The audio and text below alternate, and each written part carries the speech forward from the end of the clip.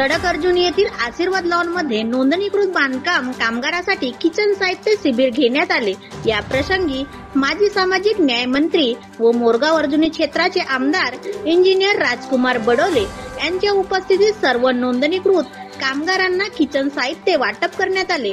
या प्रसंगी जिल्हा परिषद सदस्य कविता रंगारी, पंचायत समिती सदस्य वर्षा शहारे, डॉक्टर पटले, सभापती चेतनभाऊ वडगाळे, तालुका राष्ट्रवादी काँग्रेसचे अविनाश काशीवार, निशाताई काशीवार, संगीता खोब्रागडे, महिला तालुका राष्ट्रवादी काँग्रेसच्या अध्यक्षा रजनी गिरीपुंजे, तुकाराम राणे, महामंत्री विलास बागडकर इत्यादींच्या उपस्थितीत कार्यक्रम संपन्न झाला। जवळपास 1,500 नोंदणीकृत कामगारांना साहित्याचे वाटप करण्यात आले।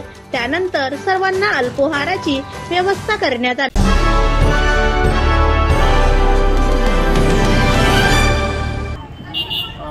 दिनांक 23, 24 आणि 25 3 दिवस सडक अर्जुनी, मोरगाव अर्जुनी आणि गोरेगाव या 3 तालुक्यातील बांधकाम कामगारांसाठी किचन साहित्य वाटपाचा कार्यक्रम या ठिकाणी घेण्यात आलेला आहे। आणि आज 23 तारीख आहे। सडक अर्जुनी येथील बांधकाम कामगारांसाठी साधारणतः 1400 बांधकाम कामगारांना या ठिकाणी किचन साहित्याचं वाटप करण्याचा कार्यक्रम या ठिकाणी सरकारच्या माध्यमातून घेण्यात येत आहे।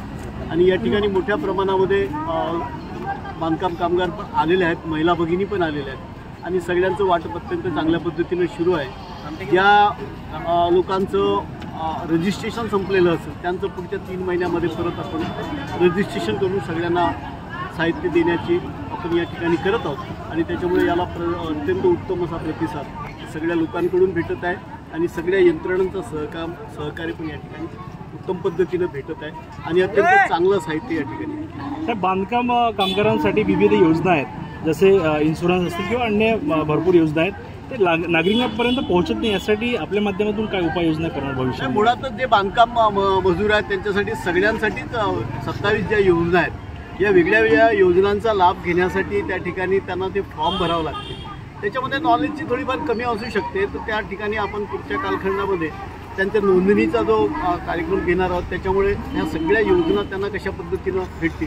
कारण प्रत्येक एखाद्या बांधकाम कामगाराकडे समजा घर नसेल तर त्याला पण घरकुल देण्याची योजना आहे। 2 लाख रुपये द्यायचं आणि त्याच्यात 6 लाख रुपयापर्यंत बिनव्याजी त्या ठिकाणी कर्ज पण दिलं जाते। विद्यार्थ्यांना शिकायचं असलं तर 20,000 रुपयेपर्यंत द्यायचं। ते तांत्रिक शिक्षण असेल तर त्याच्यामध्ये पण मोठ्या प्रमाणात अशा असंख्य योजना आहेत आणि या सगळ्या योजनांचा लाभ घेण्याच्या दृष्टीनं फक्त काही लोकांना त्या योजना माहीत नसतात, परंतु या भागामध्ये जेव्हा आम्ही पहिल्यांदा हा केला होता तर त्याच्यानंतर मोठ्या प्रमाणामध्ये या ठिकाणी या योजनांचा लाभ भेटत आहे। आणि नवेगाव बांधमधला एक मुलगा आता इंजिनियर झालेला आहे या योजनांमध्ये वडील नसताना। अशा खूप लोकांना या योजनांच्या माध्यमातून या ठिकाणी मोठ्या प्रमाणामध्ये विद्यार्थ्यांच्या शिक्षणाच्या योजना पण याच्यात लाभ घेत आहेत। कोण्या गावी राहता? केव्हा अर्ज भरला होता? आम्ही आता 5व्या महिन्याला। 5व्या महिन्यामध्ये आता तुमच्या गावचे किती लोकांना याचा फायदा मिळेल? आता आम्ही 4 आणि कोणत्या गावच्या लोकांनी याचा फायदा घेतला? किती लोक दिसले तुमच्यासोबत? खूप गावची आता। खूप गावचे आहेत का? पुणे तालुक्यातले आहेत? हो, पूर्ण। ठीक आहे, याचा फायदा चांगल्या प्रकारे कराल का तुम्ही आता? हो हो। हां, ठीक। आणखी तुमचे जवळपासचे कामगार असतील त्याचे फॉर्म भरून आपण घ्यायचं आणि त्यांना पण सांगा, त्यांना पण फायदा घेऊ द्या का? हो, ठीक आहे, ठीक आहे। अच्छा, कोणत्या योजनेमध्ये? कामगार योजनेतून मिळालं आहे, बडोलेबाच्या आशीर्वादानं। अच्छा, तर तुमच्या गावचे किती लोक आले? आमच्या गावात जवळपास 19 लोक आहेत तिथं। अच्छा अच्छा, कोणत्या गावचे? श्रीरामनगर पुनर्वसन। अच्छा, 19 लोक आहेत। हो। केव्हा अर्ज भरलेला होता त्यांनी? हा, आम्ही 8/24 भरलो होतो। अच्छा अच्छा। आणि 9 महिन्याच्या नंतर आम्हाला हे साहित्य मिळालेलं आहे। आणखी काही तुमच्यासोबत राहिलेले आहेत का की सर्व लोक? काही लोक उरलेले आहेत ज्यांच्या आणि ज्यांचे काय म्हटलं ते पावती ही एक्सपायर झालेली आहे। तर त्यांना सुद्धा आश्वासन दिलेलं आहे साहेबांनी, बडोले साहेबांनी, की आपण त्यांना पुन्हा त्यांचा कॅम्प घेऊ म्हणून।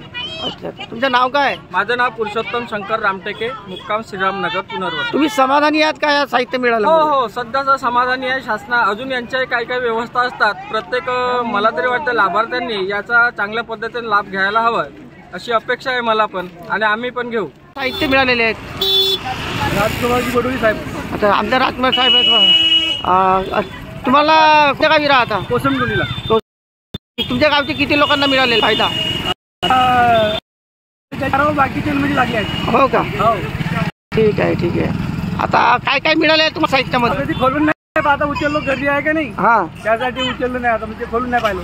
ठीक आहे.